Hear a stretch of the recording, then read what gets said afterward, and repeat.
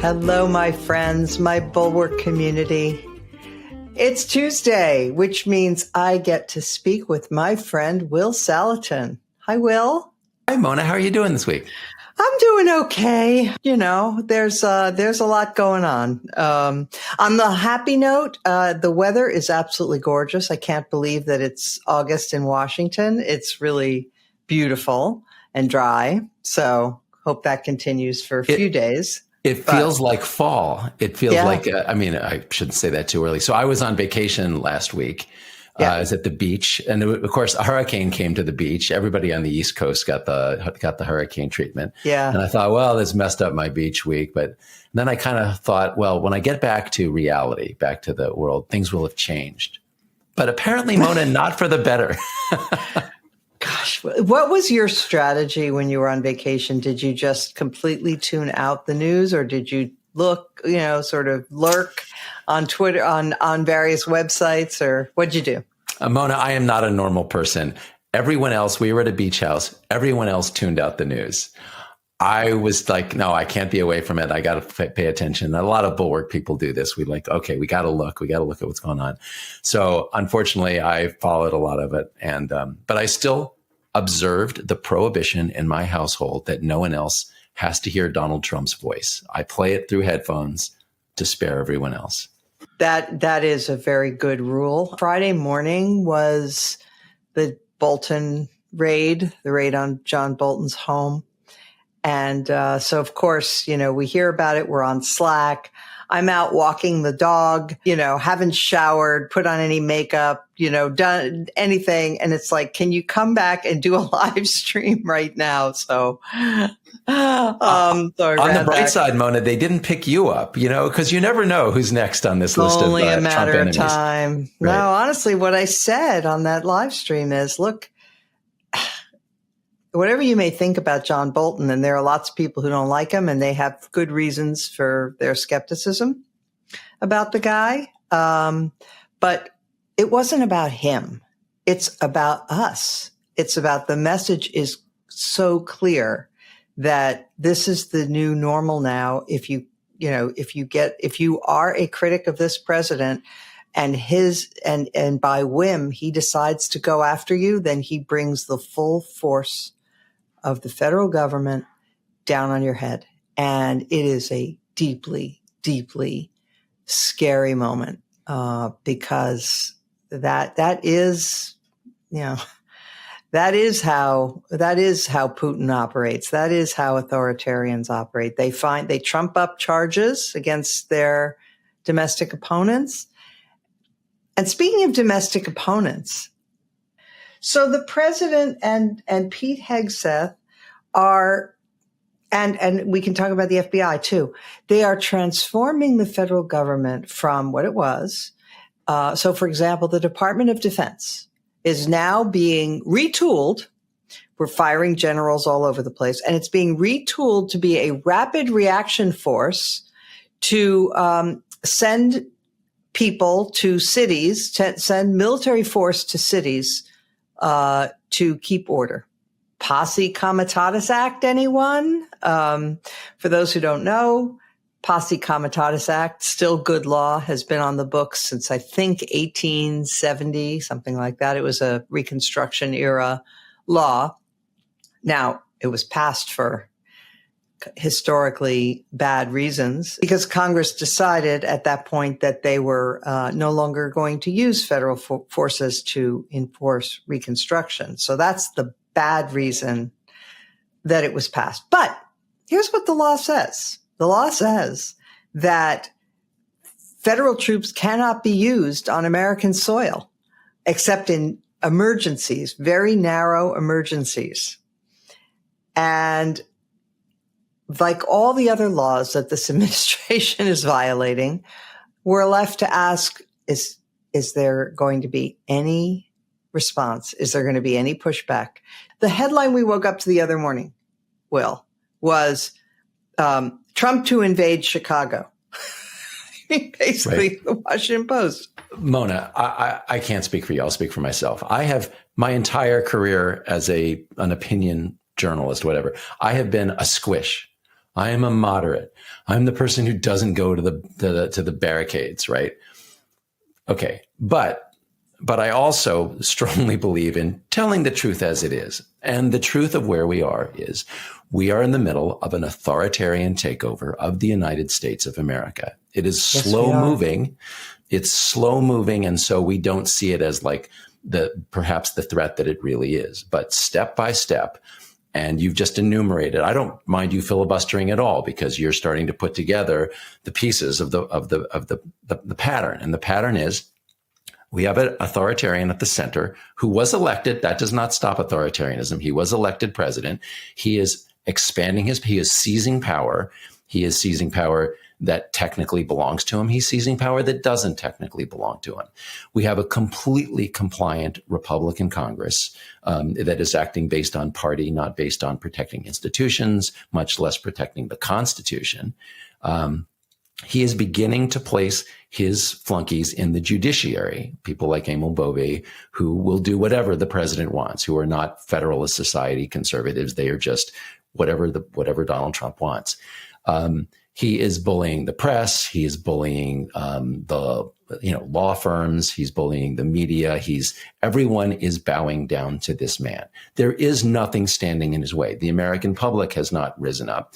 We have some Democratic governors who are beginning to speak out. People like Gavin Newsom, J.B. Pritzker, who have said, we're not going to let you come in and take over, as you just enumerated. But so the first thing is we have this authoritarian takeover, and we can talk about some of the parts of that. The second thing that I wanted to bring up, though, Mona, is what you suggested there, which is we are not sending troops Trump is not sending troops into foreign locations. Well, I'm not going to have any wars, he says. He's the peace president.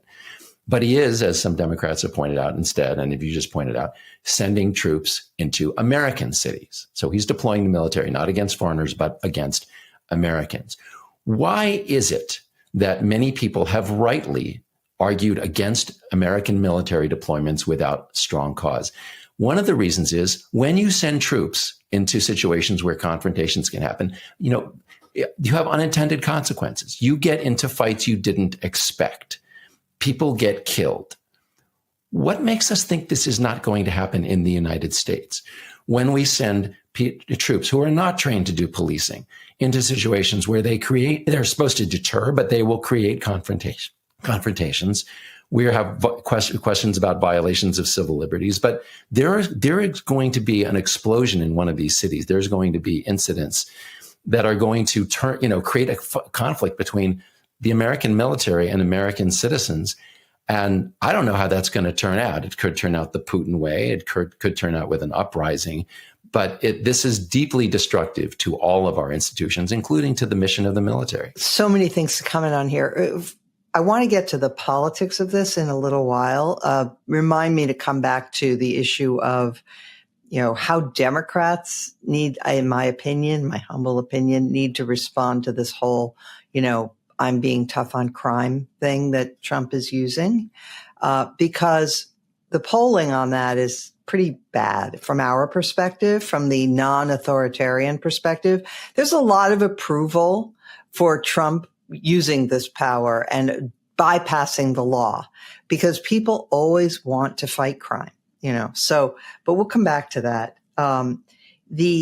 The other aspects, so absolutely, you're right that that it's going to lead to bad consequences, and that the military is not equipped to do police work, and it will get ugly, and innocent people will get hurt. But it's also that the reason you don't want to let presidents order around the military against their own citizens is that we have liberties. That's the thing. The police are trained, right? That, they're not allowed to just arrest anybody they want. They're not allowed to just stop anybody they want. They have to have a thing called probable cause. These things have developed over centuries to protect our liberties. When it's simply at the will of the military, that, the president's will, the will of one man that's dictatorship. That is not a democracy. When the president is ordering around troops for whatever reason, even if he says it's just to fight crime, it could then also become, to intimidate people from voting. It could be used for other purposes. And as we know, with the Bolton arrest, this intimidation is a part of the whole plot, is part of the whole plan of this presidency. And then also, again, the law thing. So he signs an order yesterday, an executive order saying it shall be illegal to burn an American flag. And by the way, you get a year in jail if you burn a flag. So really, this is and of course, all of his little toadies start putting out press releases, from the White House about this. But that's not how a bill becomes a law. The president announces something. Oh, wait. And there's another little problem. The Supreme Court ruled in 1989 that burning a flag, however distasteful it may be to people's sensibilities, is obviously political expression and protected by the First Amendment. It is protected speech. It is the core of political speech. The fact that there is not a single, in the first Trump administration, the attorney general might have said, "Oh, Mr. President, actually, there's this case from 1989. You can't actually do that, But not now. Now he's toadies all the way down. So Pam Bondi is certainly not going to explain that this is a core First Amendment right, but there is a certain lizard brain thing going on because, of course, just as JVL pointed this out too on our live stream, he knows how to pick on unpopular targets, right? So nobody likes criminals, and nobody likes John Bolton on either side of the aisle. So maybe he's a good victim for him. And nobody likes flag burners, and so, who's going to come to the defense of flag burners? How that's going to be treated on Fox and on all the, right-wing sites, And so he's trying to lure the left into defending flag burners and say, see, they're all flag burners. It's so gross. He is, Mona. It's so true. Trump, there's a phrase that Trump uses. He starts talking about numbers. It's an 80-20 issue. It's a 90-10 issue. Lately, everything's 97-3. And that's Trump's lizard brain, where Trump is really good at identifying what is politically popular, even if it's constitutionally prohibited, right? Or even if it's wrong, morally wrong, right? So we're going to transgender people we can't persecute the gays anymore. That's the polls have turned on that. So we'll go after the trans people. We'll go after the flag burners. We'll go after the illegal aliens. He's very good at that, and he exploits that gap. Let me pause though on the flag burning for a minute, because I just want to draw a distinction in where we are in the authoritarian takeover. So on the flag burning, there is this curious distinction between what Trump says he is doing with this flag burning order and what is actually in the flag burning order, right? So Trump's version of this is he signs this document in front of everybody, a big ceremony in the Oval Office. I'm signing this thing. He says, this is direct quotes from Trump. If you burn a flag, you get 1 year in jail. No early exits, no nothing. You get 1 year in jail. You burn a flag, you get 1 year in jail. The text of the actual order, which was clearly drafted by lawyers, is the Attorney General shall prioritize the enforcement to the fullest extent possible of our nation's laws against flag desecration that violate applicable content neutral laws. Content neutral, it cannot be to express opposition to the American flag, which of course is the whole point of burning the American flag. It talks about harms unrelated to expression. You can use laws applying to open burning restrictions, disorderly conduct, destruction of property laws. So, and then there's a clause in there to the maximum extent permitted by the Constitution, i.e. what you just outlined, Mona, the 1980. So the language of this order is we're not actually going to go beyond what the Supreme Court allowed. But Trump's version of it, which he's peddling to his base, is anyone who burns the flag will go to jail, which is not true. Having said that, one more thing, Mona. Having said that, that is only where we are presently in the authoritarian takeover. Because for the moment, The president says, and his lawyers say, we will abide by the Supreme Court ruling. That can change. The Supreme Court does not have the military. And as you just described, Donald Trump does have the military. He is already deploying it for reasons it is not designed for and not allowed to do. So we are strictly at the point where we are hoping that Donald Trump does not cross yet another line, which progressively he has done throughout his presidency. Speaking also of, these paramilitary forces that he is creating for himself. So ICE, the gargantuan amounts of taxpayer money that he shoveled at ICE to create this, enforcement agency that will be answerable to him and unreviewable. And then what he's doing, so they've fired or encouraged to resign something like 5,000 experienced FBI officers. And they're now saying that in order to hire back the officers they need, they're going to reduce the standards. They're going to lower the recruitment standards. So you no longer need a college degree. Instead of 18 weeks of training at Quantico, it's going to be just 8 weeks of training. And you can bet, knowing what we know about this crew, that they are going to vet these people for one thing above all, not their love of this country, not their interest in law enforcement or protecting their fellow citizens. Nope. It's going to be, how do you feel about Trump? That's right. I mean, that's right. going to be the top criterion, as everything else is. I just want to say, Mona, what you just, for people listening to this or watching this, what you just said is not speculative. That is the standard that is currently being used by the Trump administration to purge people. Any expression, anyone who expresses loyalty to their institution and its founding principles at the expense of the president's personally or his political objectives, those people are being purged from law enforcement, from federal law enforcement. There is every reason to expect that people coming in will be vetted by the same standards. That's all. I just wanted to add that. Yeah, it's.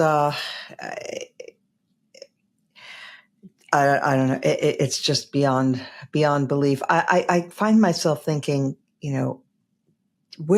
didn't everybody learn in school about the preciousness of our liberties and that you should guard them carefully, and that aren't we lucky that we weren't born in a country where no one respects the law?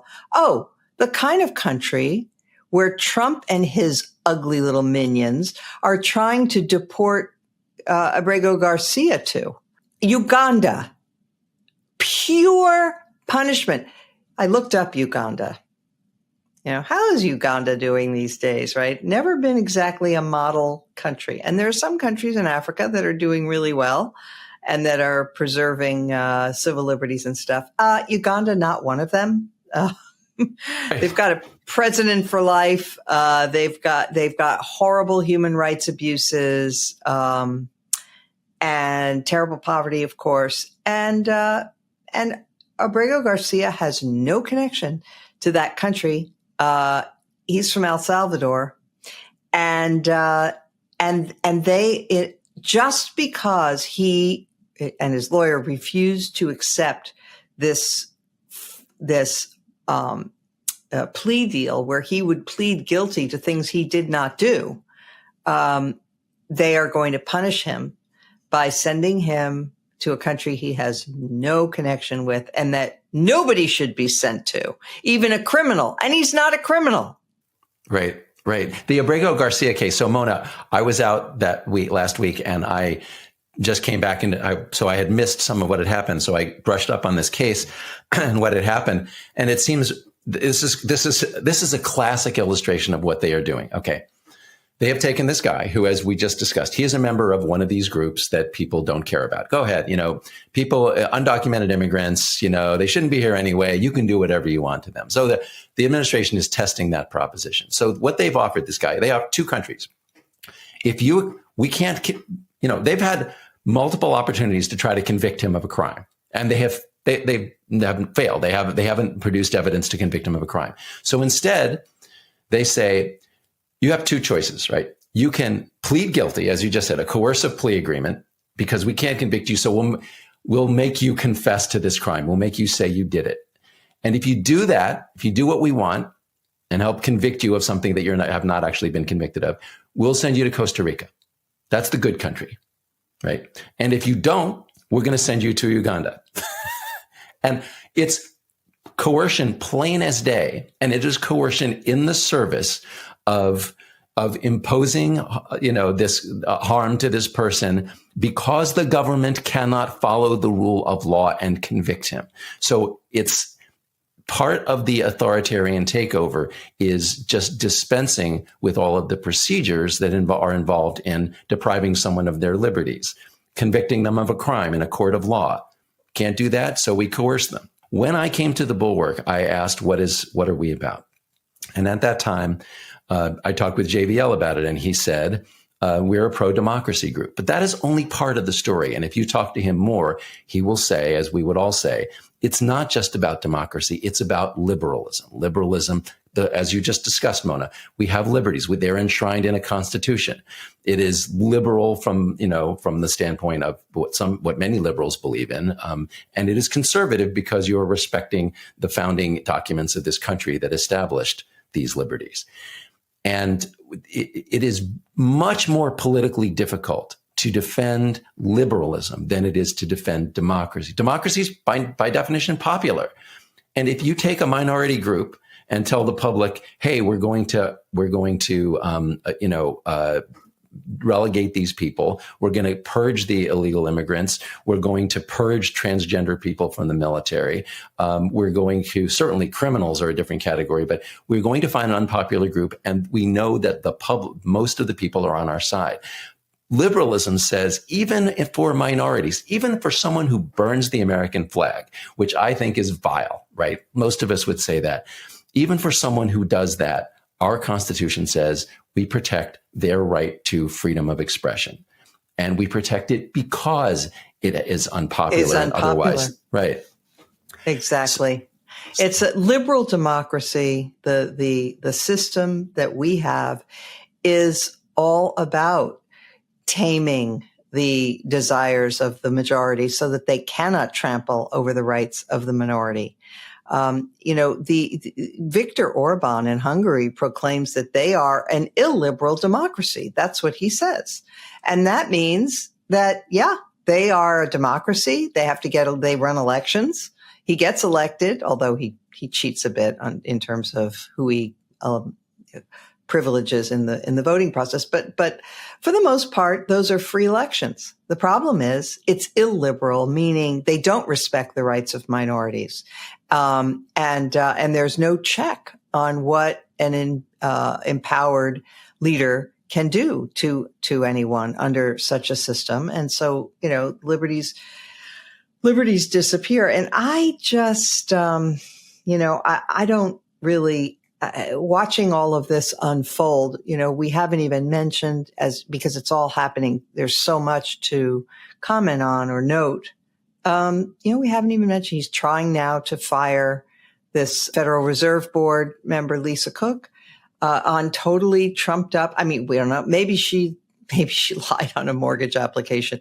It's so ridiculous. It's such an obvious fishing expedition to try to find something, anything.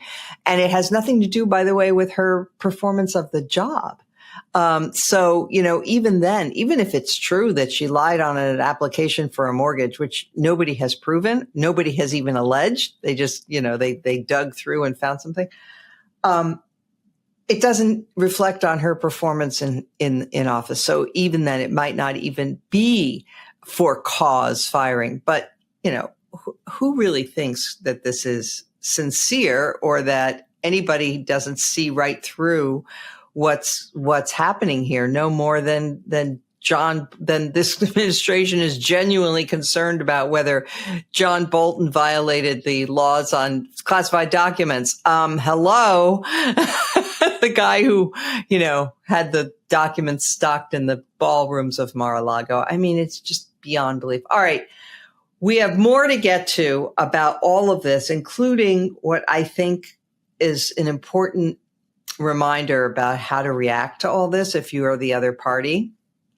But this is all that we're going to be offering to our non-paying members.